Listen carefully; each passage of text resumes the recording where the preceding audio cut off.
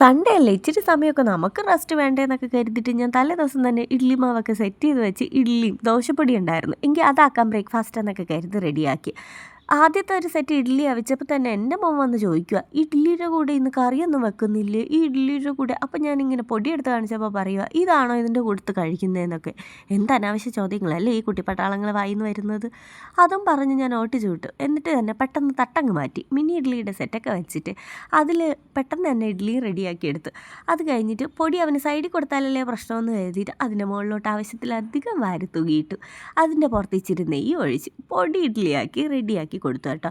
അപ്പോഴേ കണ്ട് വീണ്ടും ചോദ്യം, ഇത് ഇഡ്ഡലി ചെറുതായതുകൊണ്ടാണോ അതോ ഇതിൻ്റെ മുകളിൽ പൊടി ഇട്ടതുകൊണ്ടാണോ ഇതിനെ പൊടി ഇഡ്ഡലി എന്ന് പറയുന്നതെന്ന്. പക്ഷേ ആളിത് ടേസ്റ്റ് ചെയ്ത് കഴിച്ച് കഴിഞ്ഞപ്പോൾ ഇനി ചട്നിയും വേണ്ട സാമ്പാറും വേണ്ട, ഇനി എപ്പോഴും ഇത് മതി എന്നാണ് പറഞ്ഞേക്കുന്നത് കേട്ടോ. നമ്മളോടാ കളി.